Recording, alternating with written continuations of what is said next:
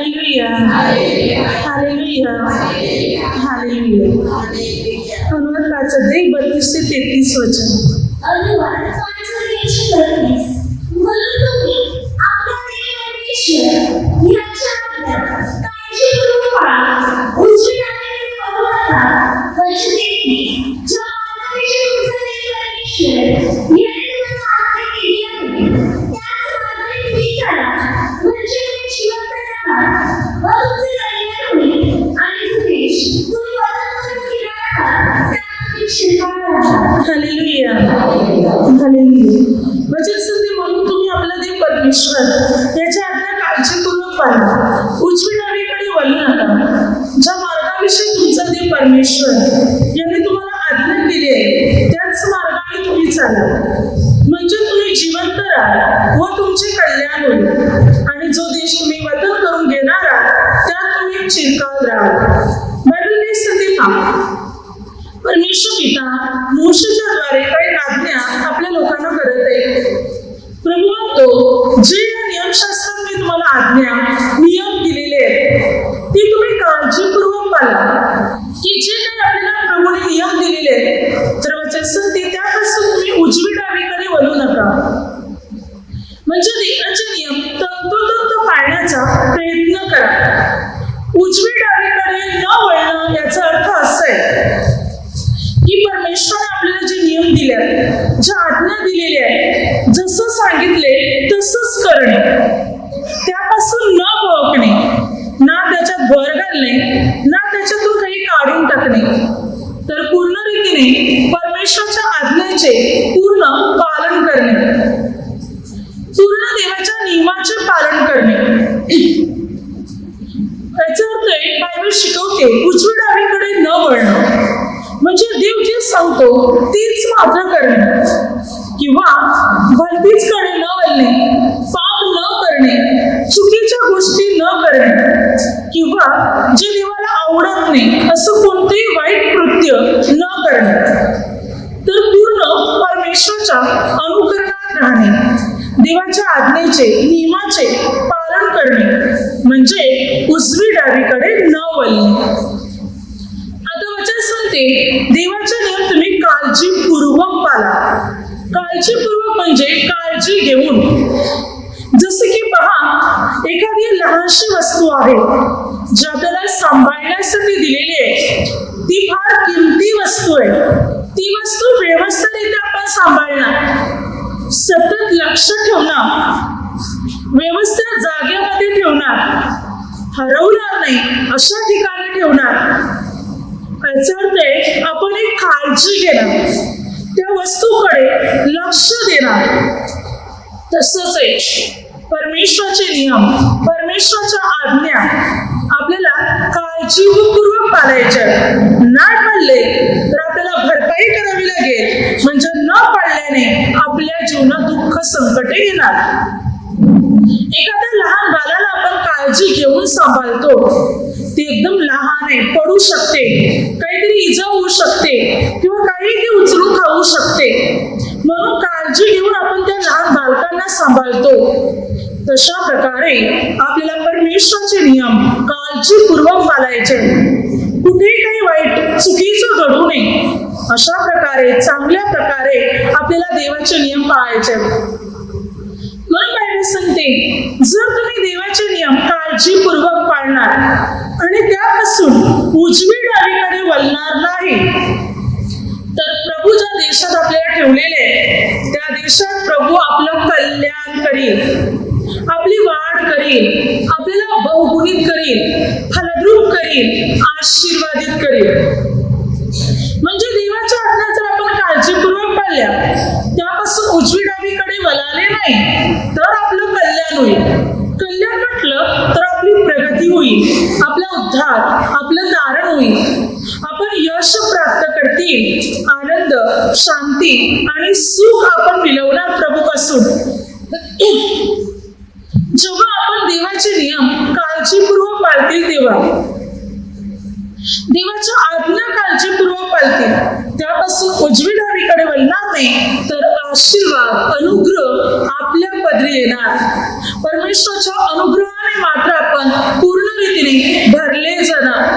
म्हणून काळजीपूर्वक आपल्याला देवाचे नियम पाळायचे आहेत. त्यापासून उजवी डावीकडे भलतीचकडे वळायचं नाही, चुकांकडे, वाईटाकडे, वाईट संगतीकडे, पापाकडे वळायचं नाही. प्रभूने सांगितले तेच आपल्याला करायचं.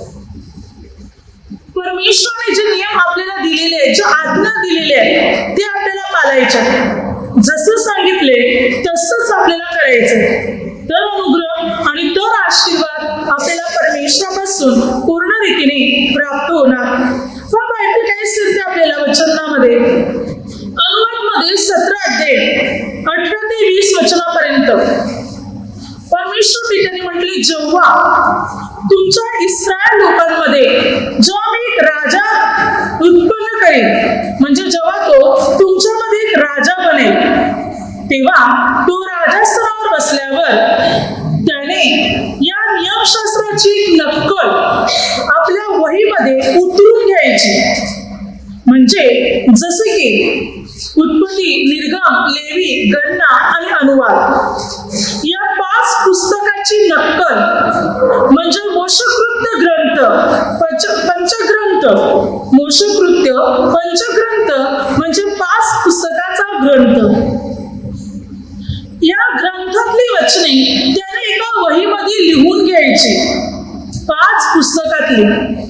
आणि जेव्हा तू त्या राजस्थानावर बसेल तेव्हा त्याने त्या वचनांचं अध्ययन करायचं, अभ्यास करायचा. ती वचने त्याने पाळायची, त्या वचनाप्रमाणे जीवन जगायचं. म्हणजे तो त्यापासून उजवी डावीकडे वळणार नाही. तो परमेश्वराचे नियम पाळू शकेल.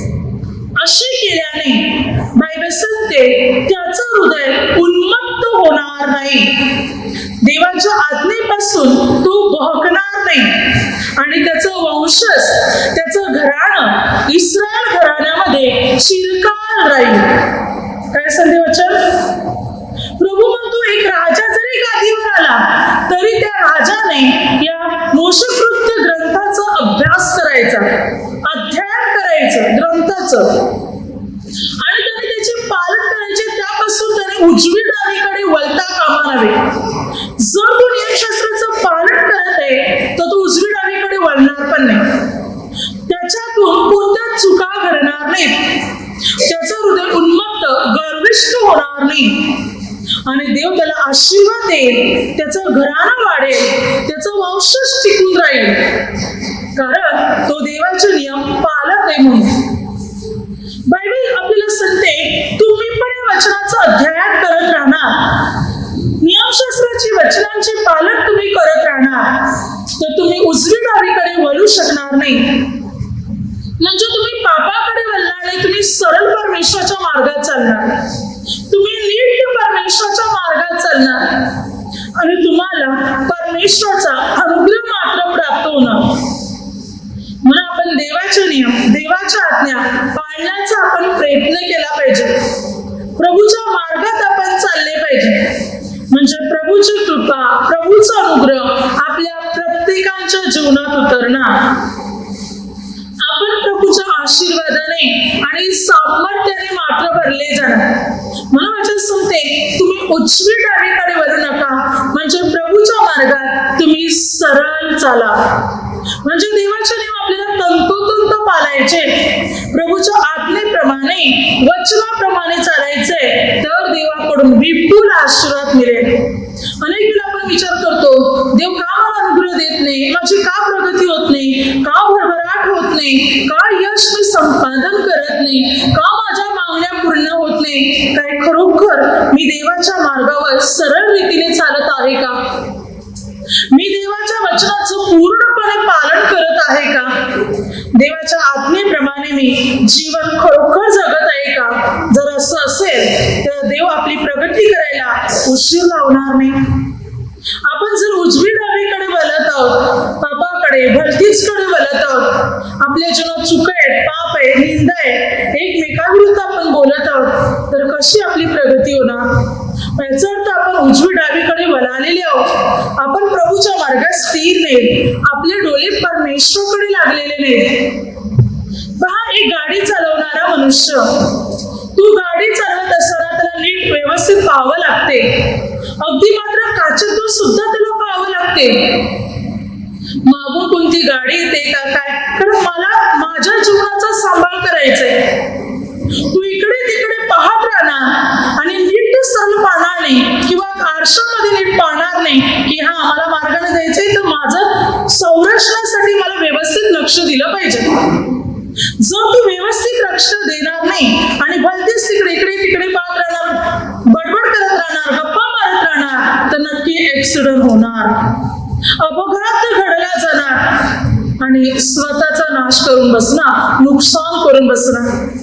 तर त्याला नीट लक्ष द्यावं लागते. गाडी चालवताना सुद्धा नियम पाळावे लागतात त्याला, आणि जर तसं नाही केलं तर तो स्वतःचं नुकसान करून बसणार.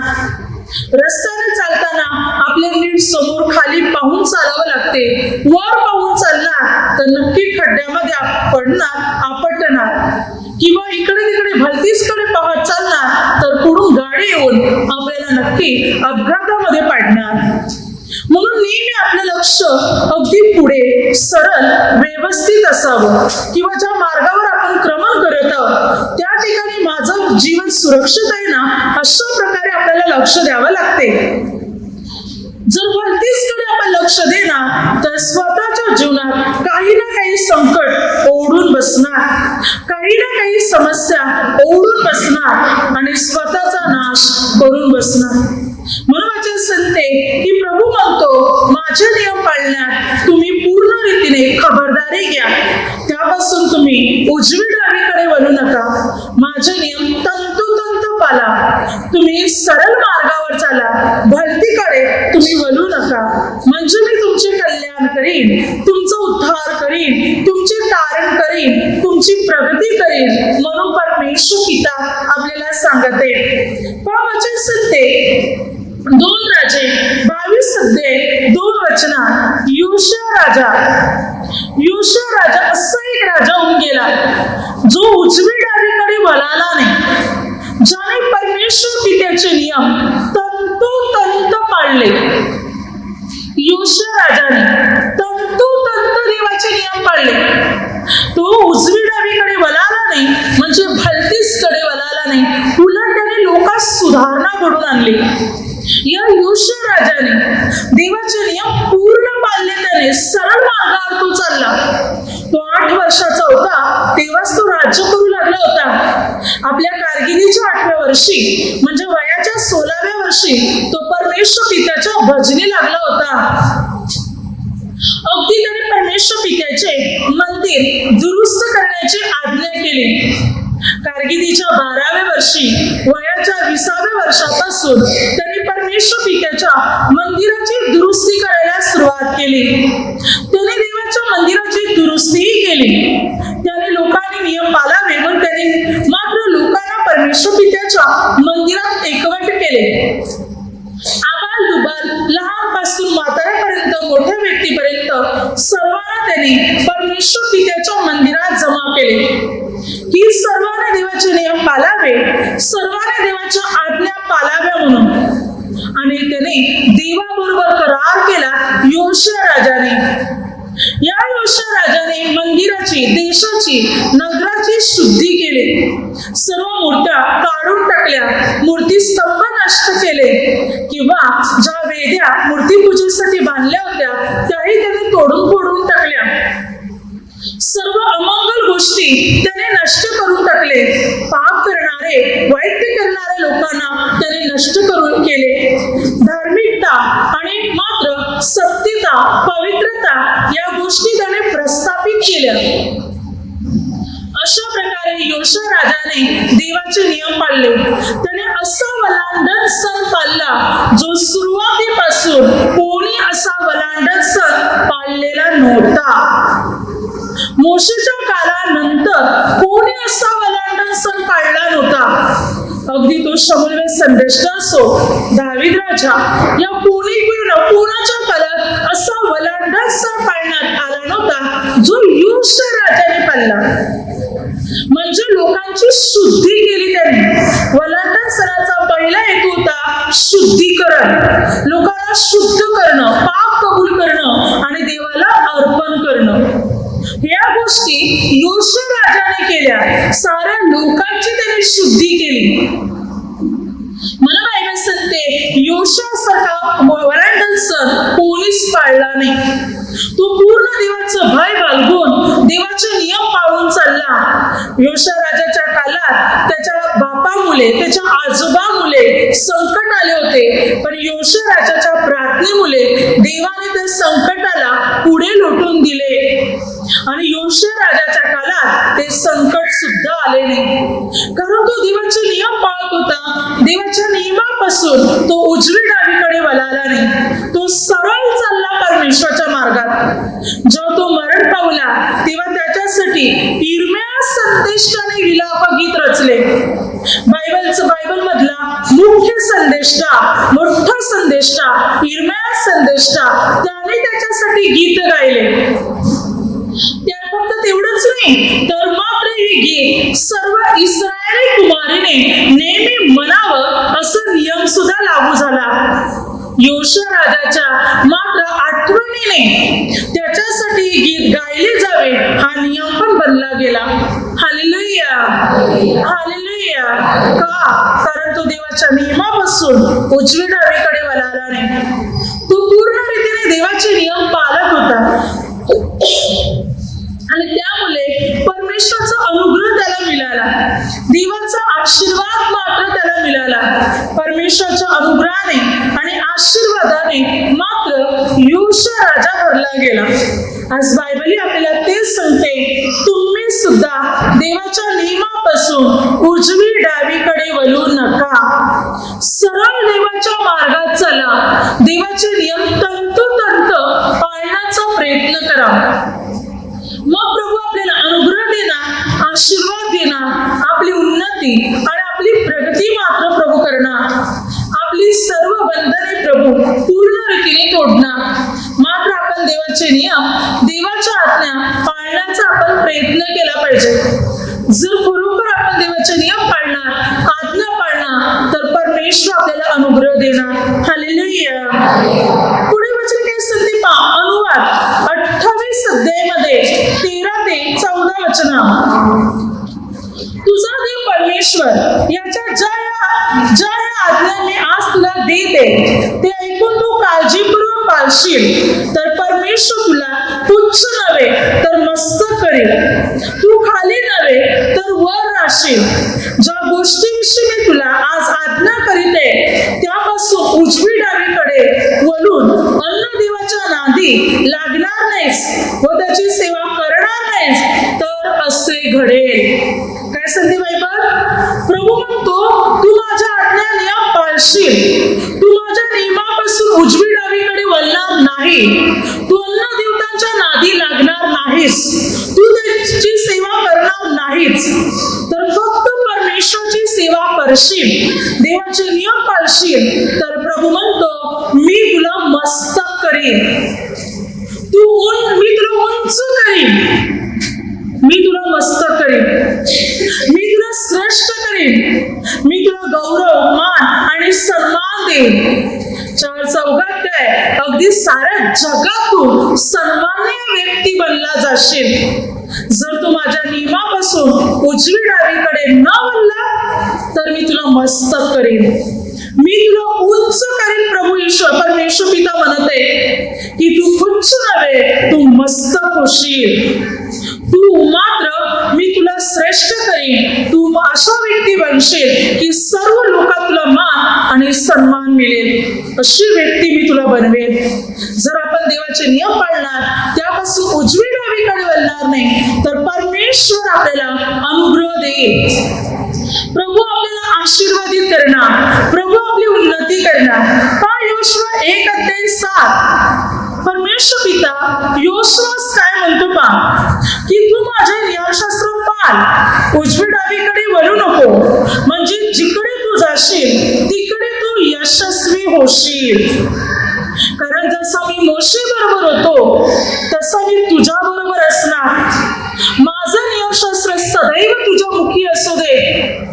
तू माझे नियम पाळ, माझ्या आज्ञा पाळ, त्यापासून तू उजवी डावीकडे वळू नको. रात्रंदिवस तू माझ्या वचनाचं मनन कर, म्हणजे तू जिकडे कुठे जाशील तिकडे तू यशस्वी होशील. यश तुझा पाठीशी उभं राहील, यश तुझ्या पुढे असेल, यश तुझ्या मागे असेल, यश तुझ्या जीवनात असेल. तू जिथे कुठे जाशील तिकडे तू यशस्वी बनशील. जर तू उजवी डावीकडे वळणार नाहीस तर, तू वलतीकडे वळणार नाही, वाईट काही करणार नाही, चूक करणार नाही, पाप करणार नाही, सरळ देवाच्या मार्गात चालशील तर प्रभू म्हणतो जिकडे कुठे तू जाशील तिथे तू यशस्वी होशील. जिकडे कुठे तू जाशील तिथे देव तुला यश देईल, तुझी प्रगती आणि तुझी उन्नतीच करेल. म्हणून देवाच्या नियमात सरळ आपल्याला चालायचंय, प्रभूच्या मार्गाचे अवलंबन करायचंय, देवाच्या वचनाप्रमाणे आपल्याला जीवन जगायचंय. म्हणजे आपण प्रभूच्या अनुग्रहाने, प्रभूच्या सामर्थ्याने आणि प्रभूच्या शक्तीने आपण भरले जाणार आणि आपल्या जीवनातली सर्व बंधने पूर्ण रीतीने तुटणार. तर आपल्या प्रत्येकाला अनुग्रह देणारा परमेश्वर आहे, आपल्या प्रत्येकाला आशीर्वादित करणारा परमेश्वर आहे आणि तो आपल्या जीवनात आपल्याला सर्व काही देण्यासाठी समर्थ आहे, फक्त परमेश्वर पिता. म्हणून त्यापासून उजवी डावीकडे वळू नका, भलतीचकडे, चुकीच्या गोष्टीकडे वळू नका, तर पूर्ण देवाचे नियम पाळण्याचा प्रयत्न करा. पुढे वचन काय सांगते पहा, योशुआ 23:6 वचनात योशुआ इस्रायल लोकांना काही गोष्टी शिकवतो की तुम्ही देवाचे नियम, देवाच्या आज्ञा पाळा. परमेश्वराने आपल्याला मिस्र देशातून बाहेर काढले, आपल्यासाठी सांगितलेली प्रत्येक गोष्ट सिद्धीस गेली. म्हणून तुम्ही देवाचे नियम पाळण्याची खबरदारी घ्या, तुम्ही त्यापासून उजवी डावीकडे वळू नका. काय सांगतो वचन, काय सांगते, योशुआ इस्रायल लोकांना म्हणतो की तुम्ही देवाचे नियम पाळा, त्याच्या आज्ञा पाळा, तुम्ही त्यापासून उजवी डावीकडे वळू नका, तर पूर्ण रीतीने परमेश्वराचे नियम पाळण्याचा प्रयत्न करा. आज आपण देवाचे नियम पाळणार, आज्ञा पाळणार, तर परमेश्वर आपल्याला अनुग्रह देणार, परमेश्वर आपल्याला आशीर्वादित करणार. पण त्यापासून भोगणार तर आपण आपल्या जीवनात संकट ओढणार. बघा, एक शमूएलमध्ये 6 अध्याय अगोदर आपण पाहतो 4-5 अध्यायमध्ये की फलिष्टी लोकांनी परमेश्वर पित्याचा कोष इस्रायल देशातून पळून आणला होता आणि या फलिष्टी लोकांनी तो कोष जो आहे, तो कोष त्याने मात्र त्यांची जी दागून मूर्ती होती त्या मूर्ती जवळ मात्र ठेवला. दुसऱ्या दिवशी त्याचे पुजारी गेले, पाहता तर काय, देवाच्या कोशापुढे दागून मूर्ती पालखी पडलेली आहे. त्यांनी उचलून ठेवलं. त्यांच्या नियमाप्रमाणे त्या ठिकाणी कोणी सुद्धा जात नाही, म्हणजे तिथे कोणी गेलं नव्हतं, पण देवाच्या कोशापुढे ती मूर्ती पण पालखी पडली. तिसऱ्या दिवशी पाहता तर मूर्ती तर देवाच्या कोशापुढे पालखी पडलीच, परंतु तिचे तुकडे पण झालेले आहेत, हात पाय अलग झालेले आहेत.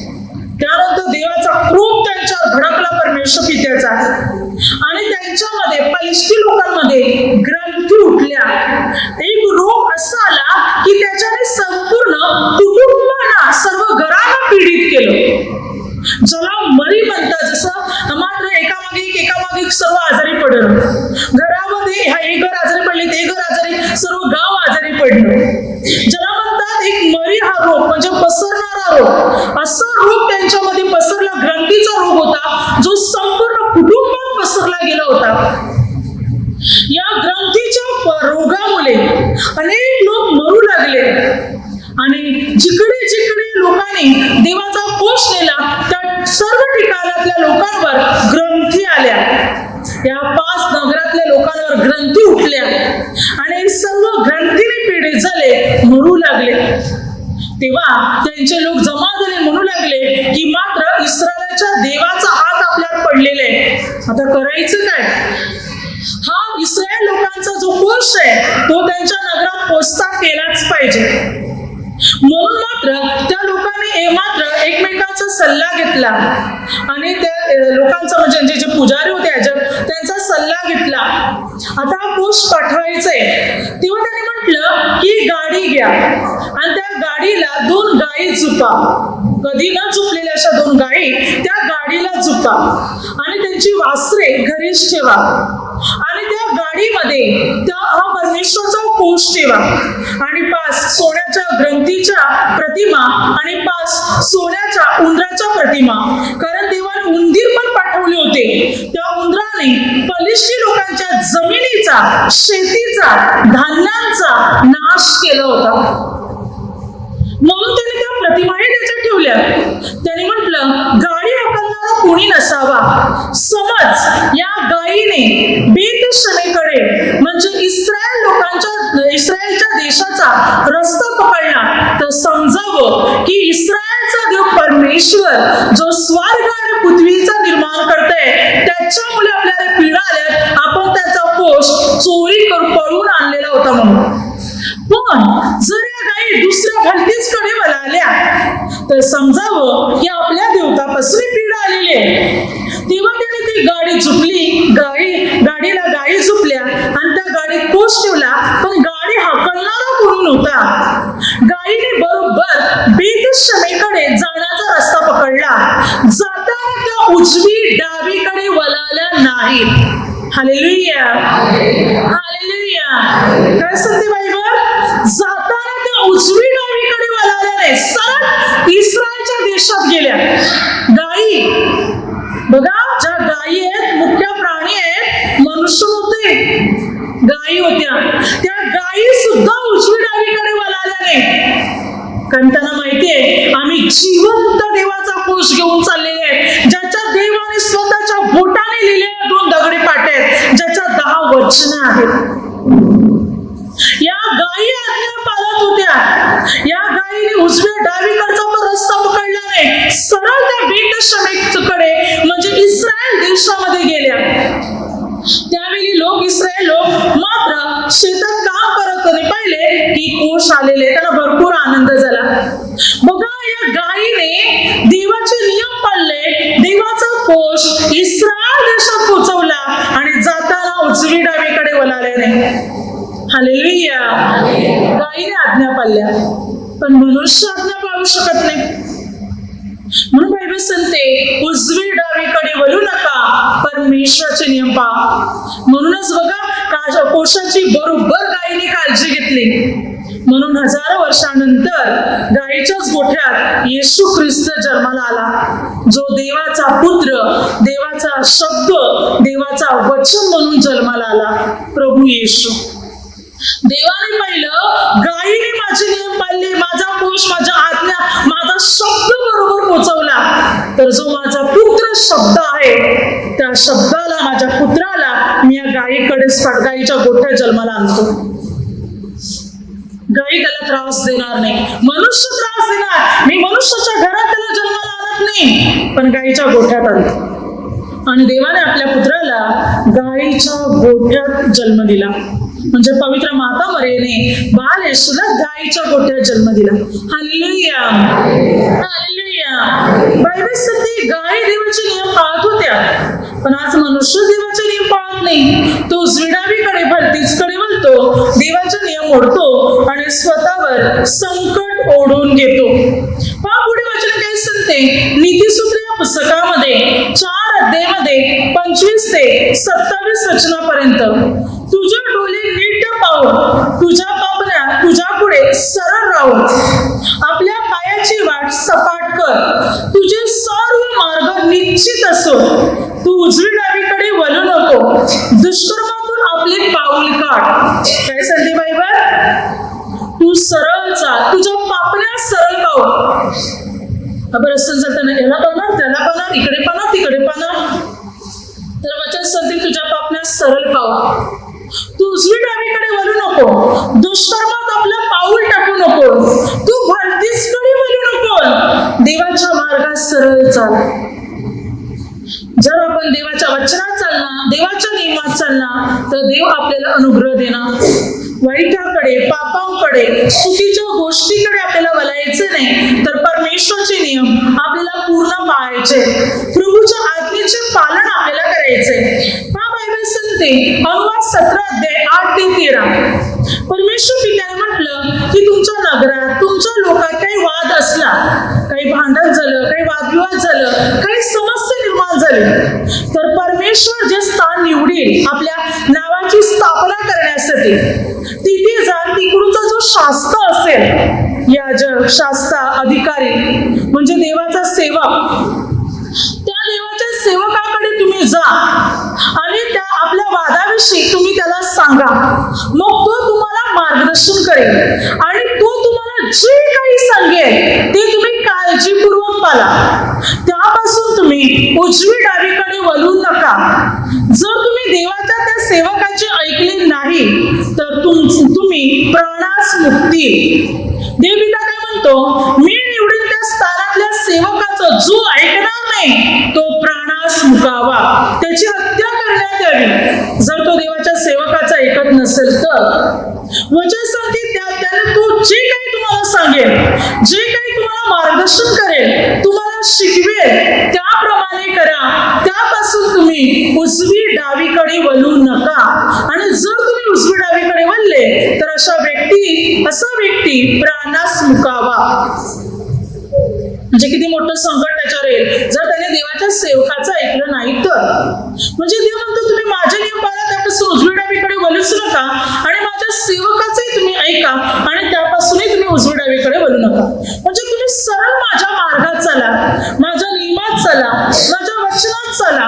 म्हणजे प्रभू म्हणतो तुमची प्रगती होईल, तुमची भरभराट होईल, तुमचं मी कल्याण करीन, तुम्हाला आशीर्वादित करीन. जर तुम्ही माझ्या मार्गात चालतात, माझ्या वचनाप्रमाणे जीवन जगतात, माझे नियम तुम्ही पाळता, त्यापासून तुम्ही उजवी डावीकडे वळला नाही तर प्रभू म्हणतो मी तुम्हाला अनुग्रह देईन, मी तुम्हाला आशीर्वादित करीन, मी तुमच्या जीवनात चमत्कार घडवीन. Hallelujah, hallelujah. म्हणून पूर्ण देवाचे नियम पाळण्याचा मनापासून प्रयत्न करा. उजवी डावीकडे म्हणजे भलतीकडे, पापाकडे, वाईट गोष्टीकडे आपल्याला वळायचं नाही, आपल्याला देवाच्या मार्गात चालायचंय. म्हणजे देवाची कृपा आपल्या प्रत्येकावर असणार. Hallelujah, hallelujah, hallelujah. आता माझ्या शब्दाद्वारे जे काही चुकले असेल त्याबद्दल मला क्षमा असावी. Hallelujah, hallelujah, hallelujah.